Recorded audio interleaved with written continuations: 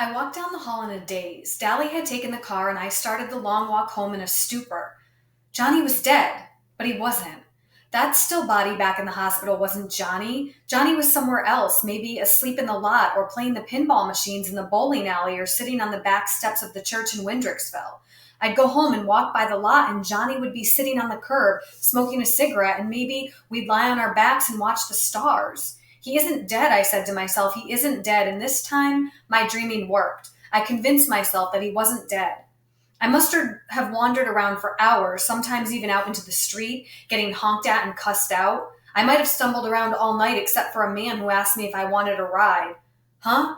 Oh, yeah, I guess so, I said. I got in. The man who was in his mid-20s looked at me. Are you all right, kid? You look like you've been in a fight. I have been, a rumble. I'm okay. Johnny's not dead, I told myself, and I started to believe it.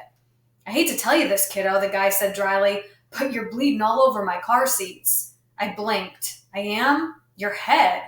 I reached up to scratch the side of my head where it had been itching for a while, and when I looked at my hand, it was smeared with blood. Gosh, mister, I'm sorry, I said dumbfounded. Don't worry about it. This wreck's been through worse. What's your address? I'm not about to dump a hurt kid out on the streets this time of night. I told him. He drove me to my house and I got out. Thanks a lot. What was left of our gang was in the living room. Steve was stretched out on the sofa, his shirt unbuttoned and his side bandaged. His eyes were closed, but when the door shut behind me, he opened them, and I suddenly wondered if my own eyes looked as feverish and bewildered as his. Soda had a wide cut on his lip and a bruise across his cheek. There was a Band-Aid over Derry's forehead, and he had a black eye.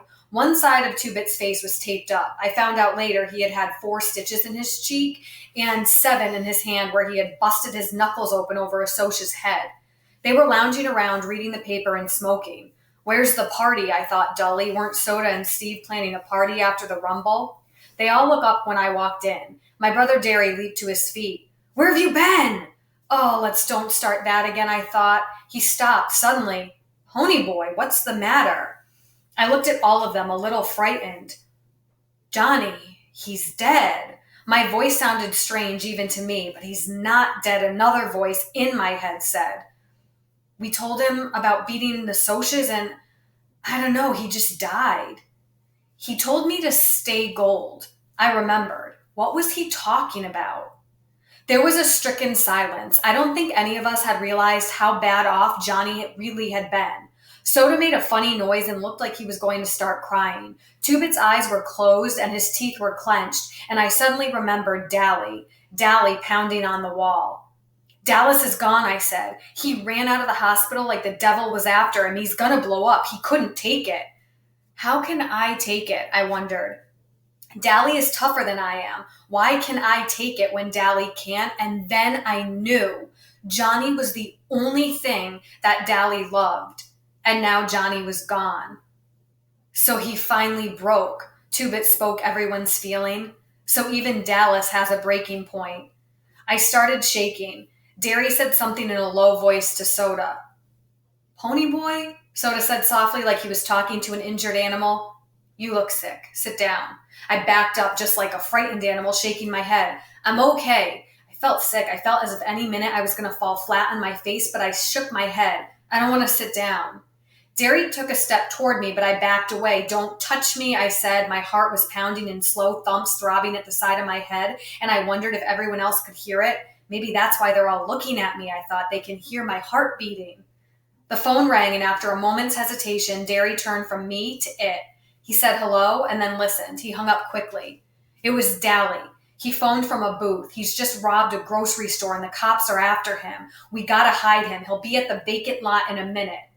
We all left the house at a dead run, even Steve, and I wondered vaguely why no one was doing somersaults off the steps that night. Things were sliding in and out of focus, and it seemed funny to me that I couldn't run in a straight line. We reached the vacant lot just as Dally came in, running as hard as he could from the opposite direction. The wail of a police siren grew louder, and then a police car pulled up across the street from the lot. Doors slammed as the policeman leapt out.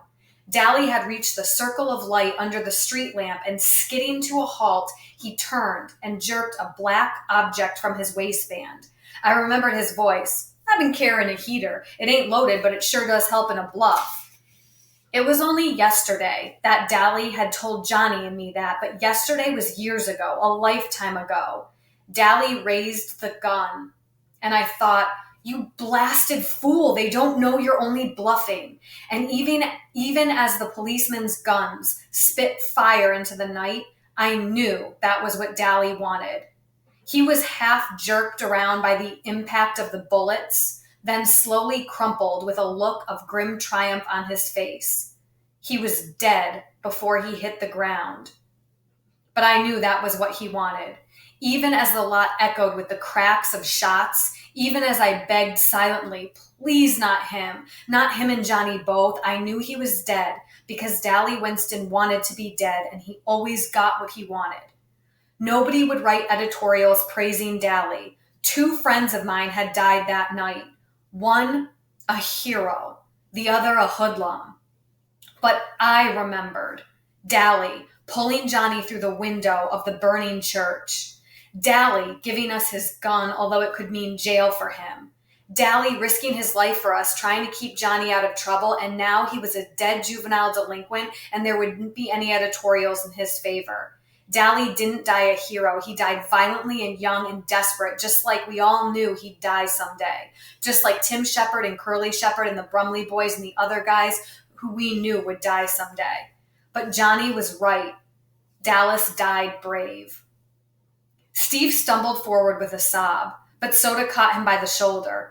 Easy, buddy, easy, I heard him say softly. There's nothing we can do now. Nothing we can do. Not for Dally or Johnny or Tim Shepard or any of us. My stomach gave a violent start and turned into a hunk of ice. The world was spinning around me and blobs of faces and visions of things past were dancing in the red mist that covered the lot.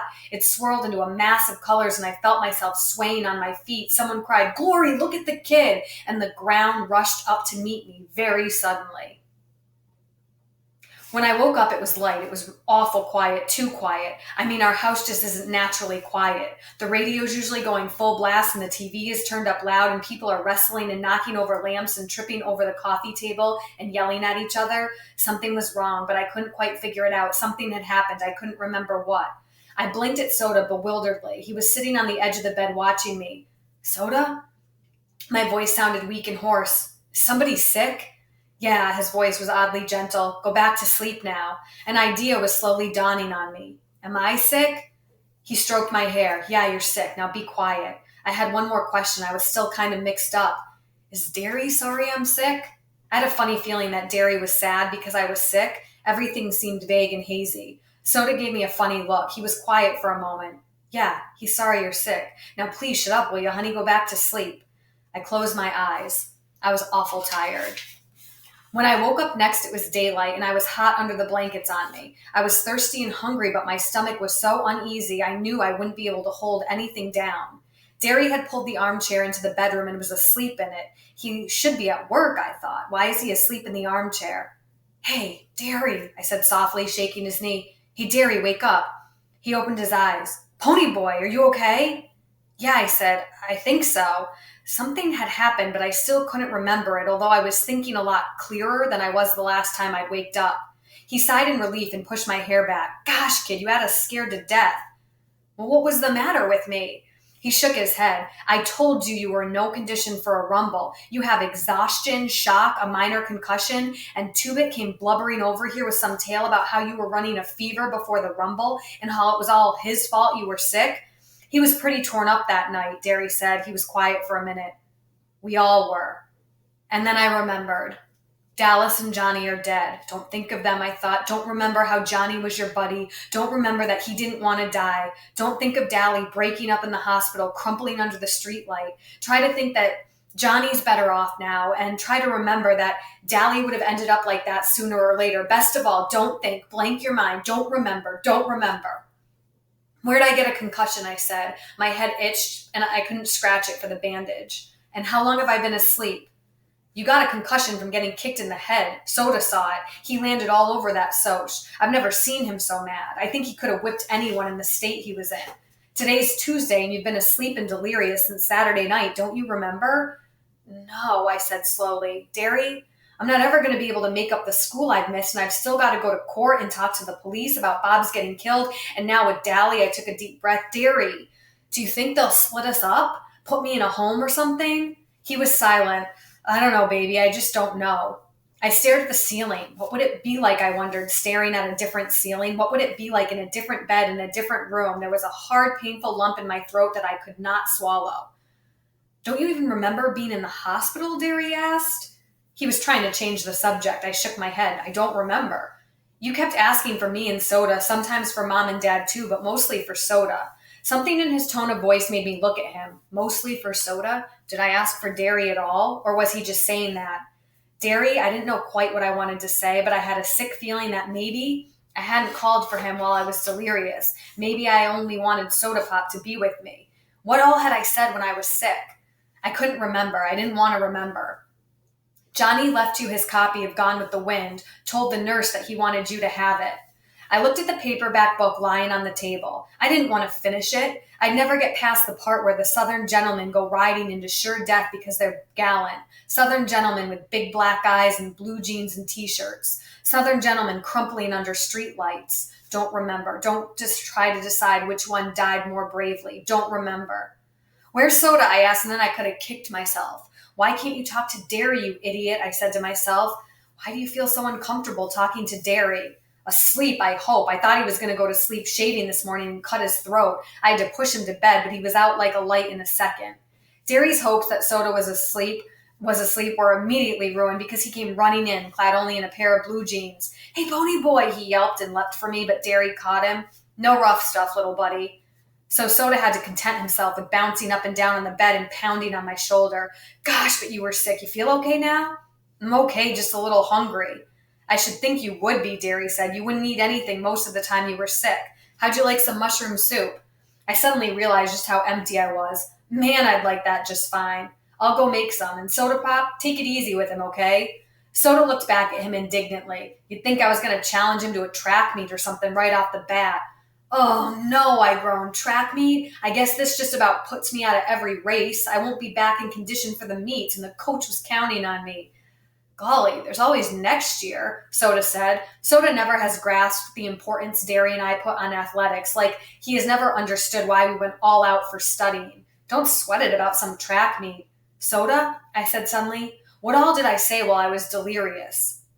Oh, you thought you were in Windricksville most of the time. Then you kept saying that Johnny didn't mean to kill that Soch. And hey, I didn't know you didn't like bologna. I went cold. I don't like it. I never liked it. Soda looked at me. You used to eat it. That's why you wouldn't eat anything while you were sick. You kept saying you didn't like bologna no matter what it was we were trying to get you to eat. I don't like it, I repeated. Soda, did I ask for Derry while I was sick? Yeah, sure, he said, looking at me strangely. You asked for him and me both, sometimes Mom and Dad, and for Johnny. Oh, I thought maybe I didn't ask for Derry. It was bugging me, I said. Soda grinned. Well, you did, so don't worry. We stayed with you so much that the doctor told us we were going to end up in the hospital ourselves if we didn't get some sleep, but we didn't get any anyway.